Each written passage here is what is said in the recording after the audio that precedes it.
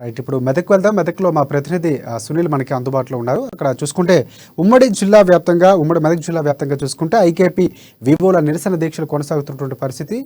15 రోజులు దీక్షలు చేస్తున్నటువంటి పరిస్థితి. ఉద్యోగ భద్రత కల్పించాలంటూ. ఈ నేపథ్యంలోనే ప్రభుత్వ ఉద్యోగులను గుర్తించాలంటూ కూడా వివోలు డిమాండ్ చేస్తున్నారు. వివోల మద్దతు తెలిపినటువంటి సిఐటియు నాయకులు కూడా వారికి మద్దతు తెలిపినటువంటి పరిస్థితి కనిపిస్తూ ఉన్నాయి. ప్రతిరోజు వినూత్నంగా ఐకేపీ వివోలు ఎవరైతే ఉన్నారో వారి యొక్క నిరసన తెలియజేస్తున్నటువంటి పరిస్థితి. భద్రత కల్పించాలని, ఉద్యోగ భద్రత, అలాగే దాంతో సంబంధించి కొన్ని డిమాండ్లు కూడా చేస్తున్నటువంటి పరిస్థితి. దీనిపై పూర్తి అప్డేట్స్ ఏంటి సునీల్, చెప్పండి. ఉమ్మడి మెదక్ జిల్లా వ్యాప్తంగా ఐకేపీ వివోలు నిరసన బాట పట్టారు. సుమారు 15 రోజులుగా వాళ్ళు మండల కేంద్రాల్లో నిరసన వ్యక్తం చేస్తున్నారు. వీరి నిరసన దీక్షలకు సిఐటియు, బీజేపీ నేతలు మద్దతు పలికారు. వారికి సంఘీభావంగా దీక్షా శిబిరాలను సందర్శించారు. వారి డిమాండ్లు పరిష్కరించాలని చెప్పి కూడా బీజేపీ నేతలు ప్రభుత్వాన్ని కోరారు, డిమాండ్ చేశారు.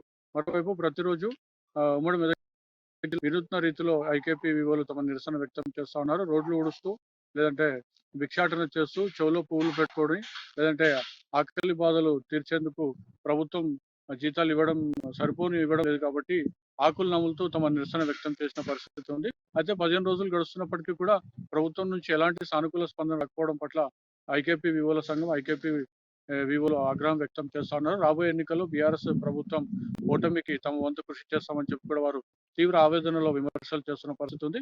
అయితే ఇంత జరుగుతున్నా కూడా ప్రభుత్వం నుంచి కానివ్వండి, పాలకవర్గం నుంచి కానివ్వండి, అధికారుల నుంచి స్పందించడం లేదు, పట్టించుకోవడం లేదని కూడా ఐకేపీ వివోలు తీవ్ర ఆవేదన వ్యక్తం చేస్తా ఉన్నారు. గత 15 రోజులుగా ఉమ్మడి మెదక్ జిల్లా వ్యాప్తంగా చేస్తున్న నిరసనలకు సంబంధించి అధికార పార్టీ నుండి కానివ్వండి, అధికారులు కానివ్వండి, ఎవరు కూడా పట్టించుకోలేదు. కేవలం బీజేపీ నేతలు, సిఐటియు నేతలు మాత్రమే మద్దతు పలుకుతున్న పరిస్థితి ఉందని చెప్పి వాళ్ళు చెప్తా ఉన్నారు. కొన్ని చోట్ల కాంగ్రెస్ నేతలు కూడా మద్దతు పలికిన పరిస్థితి ఉంది.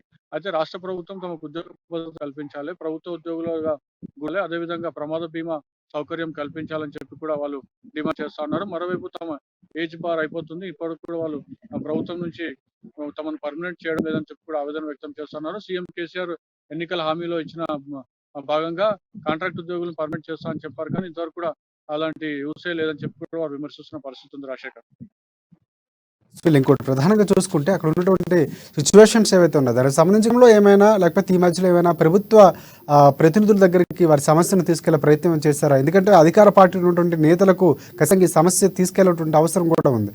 సో ఆ దిశగా ఏమైనా ఉద్యోగులు అక్కడ ప్రయత్నం చేశారా?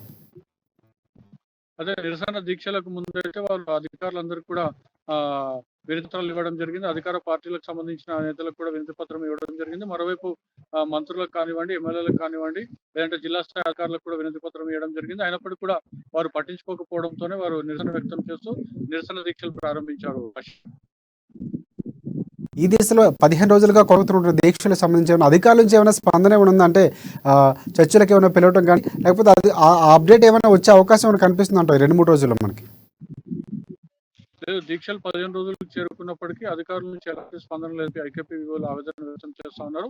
అధికారులు వెంటనే స్పందించి తమతో చర్చలు జరిపి తమ డిమాండ్లు పరిష్కరించాలని చెప్పి వారు కోరుతా ఉన్నారు. రాజశేఖర్.